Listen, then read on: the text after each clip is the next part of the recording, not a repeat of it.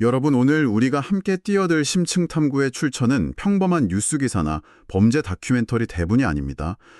무려 2022년 제11회 변호사 시험 형사법 기록형 문제지 전체를 오늘 테이블 위에 펼쳐놓았습니다. 네, 무려 50페이지에 달하는 방대한 분량이죠. 이게 단순히 가공된 소설이 아니라 실제 법조인들이 자격을 얻기 위해 치열하게 분석해야 하는 날것의 수사 기록과 공소장 그리고 재판 기록이 다 들어있는 겁니다. 맞아요. 그래서 오늘 우리의 목표는 여러분 누가 범인인지 한번 맞춰보세요. 이런 단순한 퀴즈가 아닙니다. 검찰과 변호인이 이 복잡하게 얽힌 진술과 파편화된 증거들을 가지고 어떻게 각자의 사실을 조립해 나가는지 그 과정을 여러분이 직접 경험하시게 하는 거죠. 그러니까 법이라는 아주 차가운 렌즈를 통해서 인간의 욕망이 어떻게 해부되는지 확인하는 그런 시간이 될 겁니다. 법관이 유죄와 무죄를 가르는 그 미세한 경계선에 같이 들여다보는 거죠. 좋아요. 이 내용을 하나씩 풀어보죠. 사건의 발단은 2021년 8월 23일 새벽 3시 41분입니다. 아주 칠흑같이 어두운 경부고속도로 하행선에서 58세 마트 대표 김갑동이 몰던 승합차가 갓길 비상정차대에 서 있던 8톤 화물차를 그대로 들이받습니다. 네, 이 충돌로 조수석에 타고 있던 동거녀 우순지는 그 자리에서 즉사했죠. 근데 여기서 진짜 기막힌 생사의 갈림길이 나옵니다. 안전벨트를 안 한 오순지는 즉사했는데 운전석에서 안전벨트를 한 김갑동은 팔에 가벼운 찰과상이랑 뇌진탕만 입고 멀쩡히 걸어 나왔다는 거예요. 겉보기에는 그냥 흔하고 비극적인 고속도로 졸음운전 사고 같잖아요. 근데 여기서 정말 흥미로운 점은 이 살아남은 남편을 집에서 기다리고 있는 게 무려 9개의 생명보험이라는 겁니다. 사망보험금이 총 49억 원이었죠 아마? 맞습니다. 49억 원. 매월 납입하는 보험료만 900만 원에 달했고요. 수익자는 당연히 전부 김갑동 본인이었습니다. 와, 49억이요. 아니 여러분 이게 단일 교통사고로 49억 원을 받는다는 게 사실 우연이라고 치부하기엔 규모가 너무 크잖아요. 그렇죠. 수사기관의 레이더가 아주 맹렬하게 돌아갈 수밖에 없는 완벽한 동기가 등장한 겁니다. 근데 제가 이 기록을 보면서 마치 잘 짜여진 막장 드라마 대본 같다고 느낀 게 있어요. 이 보험들을 주도해서 가입시킨 보험 설계사가 이을려라는 사람인데 사망한 오순진의 절친한 친구예요. 그런데 동시에 운전자인 김갑동의 내연녀이기도 했단 말이죠. 네, 이 삼각관대가 검찰에게는 완벽한 범행 동기의 뼈대를 제공해 줍니다. 절친을 배신하고 내연남과 짜고 치밀하게 계획한 보험살인, 이 가설이 성립되는 거죠. 게다가 더 충격적인 건 그 9개 보험 중에 1억 원짜리 하나생명보험은 오순진 본인 동의도 없이 이을려가 서명을 위조해서 가입했다는 사실입니다. 아니 잠깐만요. 여기서 딴지를 좀 걸어볼게요. 사망보험금이 비상식적으로 많고 또 운전자가 불륜을 저지르고 있다. 근데 도덕적으로는 진짜 지탄받아 마땅하죠. 근데 그것만으로 고의살인을 확신할 수 있나요? 그게 무슨 뜻이죠? 그러니까 남편이 그냥 평소에 불안함이 많아서 만일의 사태를 대비해 보험을 저축처럼 잔뜩 들었을 수도 있잖아요. 불륜을 저지르고 사생활이 지저분하다는 이유만으로 사람을 무조건 살인범으로 보는 건 약간 논리적 비약 아닌가 해서요. 아주 날카로운 지적입니다. 사실 형사법에서는 아무리 살해해야 할 동기가 차고 넘쳐도 실제로 죽였다는 행위와 고의가 엄격하게 입증되지 않으면 처벌할 수 없거든요. 그렇죠. 동기만으로는 안 되잖아요. 하지만 검찰이 단순한 도덕적 비난을 넘어서 이걸 살인 증거로 들이미는 결정적인 이유는 바로 그 위조된 서명 때문입니다. 합법적인 대비라면 굳이 서명까지 위조할 이유가 없잖아요. 철저히 수익자인 김갑동을 위해 기망행위를 했다는 아주 강력한 정황 증거가 되는 겁니다. 게다가 검찰 가설에 쓸기를 박는 결정타가 또 등장합니다. 김갑동의 지인인 박목격이라는 사람의 충격적인 증언인데요. 사고 한 달 전쯤에 김갑동이 술자리에서 이런 말을 털어놨다는 거예요. 이을녀가 오순진 죽이고 보험금 50억 받아서 외국으로 도망가자고 했다. 이렇게요. 이건 뭐 살인교사 혐의의 완벽한 증거 아닙니까? 네, 수사 초기 단계에서는 완벽하게 그렇게 보였죠. 거액의 보험금, 내연관계, 동의 없는 서명 위조, 거기다 살인 모의를 들었다는 결정적 지인의 증언까지. 여러분이 만약 배심원이라면 이 시점에서 이미 마음속으로 유죄 망치를 두드리고 싶으실 겁니다. 맞아요. 저도 속으로 유죄 확정 이렇게 외쳤거든요. 여기서부터 진짜 흥미로워집니다. 경찰 수사 단계인 2021년 11월 9일 결국 김갑동이 자백을 해요. 경찰 조사에서 교통사고로 가장해서 오순진을 죽였습니다 하고 시인한 보죠. 전 이 기록 읽으면서 여기서 사건 끝났네 했어요. 그런데 검찰 단계로 넘어가면서 판이 완전히 뒤집힙니다. 김갑동이 자기 자백을 전면 번복하거든요. 아니 경찰이 밤샘 조사를 강행해서 잠도 못 자고 너무 무서워서 거짓말고 자백한 거다. 이렇게 주워 담더라고요. 근데 용의자가 조사받을 때 밤샘 하는 건 형사사건에서 흔한 일 아닌가요? 피곤하다는 이유로 자기가 한 말을 물을 수가 있는 건가요? 이게 바로 일반적인 상식과 형사소송법의 엄격한 잣대가 쾅 하고 충돌하는 지점인데요. 우리 형사소송법에서는 위법 수집 증거 그리고 임의성 없는 자백은 절대 유죄의 증거로 쓸 수 없게 엄격히 규정하고 있습니다. 임의성 없는 자백이요. 네, 쉽고 말해 자유로운 의사로 한 말이 아니면 안 된다는 거죠. 여기서 중요한 건 단순히 피곤했다 이런 감정적 호소가 아닙니다. 김경위라는 수사관이 아침 10시에 김갑동을 긴급 체포한 뒤에 수면을 박탈당한 상태로 밤샘 조사를 강행했다면 이건 인간의 인지 능력이나 판단력을 강제로 저하시키는 가혹행위거든요.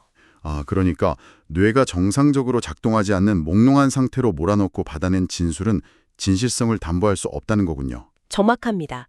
당장 이 고통스러운 억압 상태를 끝내고 싶어서 수사관이 원하는 대답을 그냥 던져버릴 확률이 높으니까요. 그래서 김갑동 측은 이 법리를 무기 삼아서 자신의 유일한 살인 자백을 무효화시키려는 겁니다. 와, 자백이 흔들리니까 그 빈틈을 타고 변호인의 치명적인 반격이 시작되더라고요. 고의 살인이 아니라는 반대 증거들을 막 쏟아내는데 첫 번째가 사고 트럭 뒤를 따르던 트럭 기사 김은수의 목격 증언이었죠. 네. 사고 전부터 스타렉스 차량이 차선을 밟으며 비틀거렸고 속도를 줄이지도 않은 채 스르르 갓길로 빠졌다는 진술입니다. 그러니까 졸았다는 뜻이잖아요. 맞습니다. 전형적인 졸음운전의 메커니즘이죠. 만약 살해할 의도로 고의로 화물차를 들이받으려 했다면 목표물을 향해 궤적을 수정하거나 아니면 충돌 직전 무의식적으로라도 브레이크를 밟는 등 다른 물리적 반응이 나타나야 한다는 게 변호인 측의 아주 날카로운 주장입니다. 게다가 아까 제가 제기했던 의문, 돈 때문에 죽인 거 아니냐는 그 범행 동기에 대해서도 방어막을 칩니다. 마트 직원인 이사원의 진술이 나오는데 김갑동이 운영하는 마트가 원래 월 수입 1,700만 원짜리 알짜배기 대형마트였다는 거예요. 네, 그 직원의 말에 따르면 사장님이 원래 정이 많고 거절을 못하는 호구? 그러니까 성격이 워낙 좋아서 주변 보험 설계사들 부탁을 받아주다 보니 보험이 그렇게 많아진 거라는 겁니다. 심지어 그 보험들을 담보로 대출까지 받아서 마트 군영 자금으로 썼다고 하고요. 이야, 진짜 변호인이 법정에서 검찰 논리를 해체하는 방식이 기가 막히네요. 검찰이 만든 그 빚에 쪼들려서 아내를 살해한 냉혹한 범죄자 프레임을 순식간에 돈 걱정은 없지만 마음 약하고 너무 피곤했던 사장님의 비극적인 교통사고로 서사를 완전히 바꿔버린 거잖아요. 이것이 재판에서 양측의 주장이 어떻게 팽팽하게 대립하는지 보여주는 아주 훌륭한 예시죠. 근데 전문가님, 이 팽팽한 대립을 단숨에 끊어버릴 만한 결정적 증거가 하나 튀어나오잖아요. 바로 증제 제2호 블랙박스 음성 파일입니다. 사고 직전 충돌하기 바로 찰나에 차 안에서 김갑동이 혼잣말을 해요. 안전벨트 안 했네? 이렇게요. 그 문제 녹음 파일이죠. 전 이거 듣고 진짜 등골이 오싹했거든요. 마치 살인을 실행하기 직전에 피해자가 확실히 무방비 상태인지 확인하는 사신이 속삭이는 소리 같았단 말이에요. 구글에 시체 숨기는 법 검색한 거나 다름없는 거 아닌가요? 이건 변호인도 어떻게 못할 것 같은데요. 그 비유가 상황의 본질을 정확히 꿰뚫고 있네요. 하지만 법정이라는 공간에서는 똑같은 문장 하나도 완전히 다른 맥락으로 해석될 수 있습니다. 검찰은 당연히 그걸 살인의 방화제, 최종 확인 절차로 해석하죠. 하지만 변호인은 다르게 반박합니다. 이걸 어떻게 방어하죠? 단순히 조수석을 쳐다보다가 무의식 중에 튀어나온 일상적인 혼잣말일 수 있다. 혹은 졸음운전으로 정신이 혼미한 상태에서 아무 맥락 없이 내뱉은 말일 수 있다는 겁니다. 아니, 들이받기 직전에 뜬금없이 안전벨트 안 했네 이러는 게 변명이 되나요? 오싹하지만은 그게 곧장, 그러니까 지금 당장 죽여야겠다, 이 논리로 100% 연결되지는 않는다는 뜻인가요? 바로 그겁니다. 형사재판에서 재판부가 요구하는 기준은 합리적 의심의 여지가 없는 증명입니다. 유죄를 선고하려면 이것이 고의적인 살인이 아닐 수도 있다는 그 가설들을 모조리 배제할 수 있어야 합니다. 만약 저 말이 정말 단순한 헛소리나 우연일 가능성이 단 1%라도 존재한다면 판사는 아무리 찜찜해도 그 증거만으로 유죄를 선고할 수 없습니다. 아, 그래서인가요? 살인죄 입증이 너무 까다로워지니까 검찰 공소장을 보면 진짜 이상한 점이 하나 있습니다. 본 사건인 49억 원짜리 살인이랑 전혀 상관없는 피고인들의 온갖 잡다한 과거 범죄들을 막 기형적인 콜라주처럼 몽땅 끌어와서 함께 기소해버렸어요. 네, 그런 자녀 범죄들을 다 끌어모았죠. 들어보세요, 여러분. 김갑동은 자기 회사에서 소모품이랑 야식비 명목으로 허위 영수증 꾸며서 500만 원 빼돌린 업무상 배임 혐의가 붙었고요. 또 오순진이 사망하고 며칠 뒤에 그 아파트를 차지하려고 상속인인 아들 몰래 등기필증이 든 가방을 훔쳐서 자기 차에 숨긴 절도 혐의도 있습니다. 내연녀인 이일녀의 기행도 만만치 않습니다. 보험 계약 문제로 다투던 대학 교수에게 앙심을 품고 국민신문고에 가짜 징계 요청 민원을 올려요. 그러면서 대놓고 도둑놈, 죽일 놈 하면서 모욕을 하죠. 무고 및 모욕입니다. 거기다 무면허 운전도 있잖아요. 맞습니다. 면허 취소 상태로 차를 몰다가 은행 앞 인도로 돌진해서 보행자 다리를 부러뜨린 교통사고 처리 특례법 위반까지 싹 다 포함되어 있습니다. 제가 검찰한테 진짜 묻고 싶은 건 이겁니다. 대체 이 잡다한 범죄들이 49억 살인사건이랑 무슨 상관이 있습니까? 영수증 500만 원 조작한 거랑 고속도로에서 사람 죽인 건 스케일이 완전히 다른 얘기잖아요. 그냥 이 사람들은 평소에도 이렇게 질이 나쁜 인간들이니까 당연히 살인도 했을 겁니다. 라고 배심원한테 편견 심어주려는 아주 치졸한 진흙탕 싸움 아닌가요? 법률적으로 그런 지점을 여죄, 즉 기소된 본사건 외의 성향 증거라고 부릅니다. 원칙적으로 특정 범죄의 유죄를 증명하기 위해서 피고인의 평소 성향이나 과거 전과를 증거로 사용하는 건 아주 엄격하게 제한됩니다. 평소 나쁜 사람이니까 이번에도 범죄를 저질렀겠지라는 논리는 법적으로 허용되지 않으니까요. 그렇죠. 그건 마녀 사냥이잖아요. 하지만 검찰이 굳이 이걸 기소 내용에 포함시킨 데는 아주 고도화된 법정 전략이 숨어 있습니다. 그게 어떤 전략이죠? 이 자잘하고 쓸데없어 보이는 범죄들이 살인 입증에 어떻게 도움을 준다는 건가요? 유죄를 직접 증명하는 게 아니라 피고인이 구축한 서사의 신빙성 자체를 완전히 파괴해버리는 겁니다. 아까 변호인이 김갑동을 어떻게 포장했는지 떠올려 보십시오. 아, 거절 못하고 정이 많아서 보험 잔뜩 든 선량한 사업가, 피곤해 지쳐 끔찍한 실수를 저지른 비운의 가장, 그거요. 맞습니다. 하지만 검찰은 이 여죄들을 들이밀면서 판사와 배심원에게 묻는 겁니다. 방금 죽은 아내의 아들 몰래 아파트 등기필증을 훔치고 회사 돈 500만 원을 위조 영수증으로 빼돌리는 사람이 과연 선량한 호구입니까? 아, 그러니까 피고인 입에서 나오는 모든 해명의 신뢰도를 아주 바닥으로 떨어뜨리는 거군요. 생각해보니까 이율료의 무면허 운전 해명도 진짜 기가 막히잖아요. 어떻게 해명했죠? 이사 와서 전입신고를 안 하는 바람에 면허 취소 통지서를 못 받아서 자기가 무면허인지 몰랐다. 이러고 있습니다. 운전면허증 뒷면에 적성검사 안 받으면 취소된다고 버젓이 적혀 있는데도 이렇게 눈 하나 깜짝 안 하고 뻔뻔하게 변명을 해요. 바로 그 지점입니다. 법관이나 배심원도 결국 인간이잖아요. 자신의 이익을 위해서 문서를 위조하고 타인을 무고하고 짓밟고 책임에서 빠져나가려고 뻔뻔한 거짓말을 일삼는 자들이 지금 법정에 서 있습니다. 이들의 끔찍한 법의식을 적나라하게 폭로함으로써 블랙박스 속 안전벨트 안 했네 라는 섬뜩한 한마디가 절대 우연한 혼잣말이 아니라 아주 치밀하게 계산된 살인의 고의였다는 심증을 굳히도록 만드는 무서운 심리전인 셈이죠. 여러분, 오늘 우리는 50페이지에 달하는 건조한 법정 기록을 통해서 진실이 만들어지는 과정을 함께 지켜봤습니다.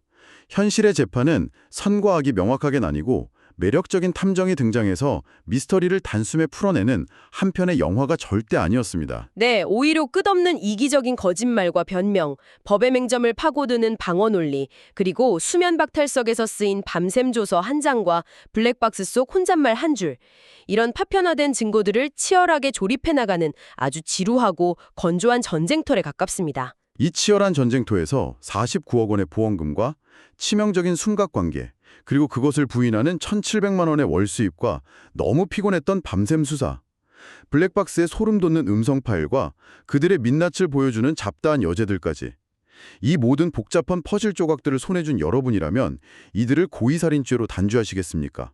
아니면 합리적 의심을 거둘 수 없다는 이유로 무죄 혹은 과실치사의 망치를 내려놓으시겠습니까? 아마 명쾌한 정답을 내리긴 어려우실 겁니다. 증거의 조각들이 가리키는 방향이 저마다 다르니까요. 그것이 바로 우리 법조인들이 매일같이 마주해야 하는 법과 사실이 교차하는 지점의 아주 깊은 딜레마입니다. 자, 이 기록형 문제지에는 절대 나오지 않는 마지막 도발적인 사고 실험을 하나 던지면서 오늘 심층 탐구를 마무리할까 합니다. 사건의 무대를 고속도로나 점원 법정이 아니라 지금 이 방송을 듣고 계신 여러분의 일상으로 잠시 옮겨보세요. 여러분의 일상이요? 네. 여러분이 오늘 아침 출근길에 앞차를 향해 짜증내며 무심코 내뱉은 블랙박스 안에 거친 혼잣말, 어젯밤 화가 나서 인터넷 게시판에 충동적으로 달아버린 날선 댓글들, 그리고 평소 아무 생각 없이 긁고 취소했던 신용카드 내역들. 만약 어느 날 여러분의 인생이 전혀 예기치 못한 비극적인 사건에 얽혀서 이처럼 차갑고 엄격한 법정의 기록으로 묶이게 된다면 어떨까요? 아, 누군가의 현미경 아래 놓인다면 말이죠. 맞습니다. 제3자인 수사관과 적대적인 검사의 아주 날카로운 렌즈를 통과할 때 당신이 남긴 그 평범한 일상의 발자국들은 어떤 치밀한 의도와 위험한 성향을 가진 사람의 것으로 재해석될까요? 우리가 무심코 남기는 일상의 파편들이 때로는 누군가의 논리에 의해 완벽한 범죄의 퍼즐 조각으로 맞춰질 수도 있다는 이 서늘한 사실. 오늘 하루 여러분의 삶은 어떤 궤적을 기록하고 있는지 한 번쯤 생각해 보시기 바랍니다. 지금까지 심층탐구였습니다.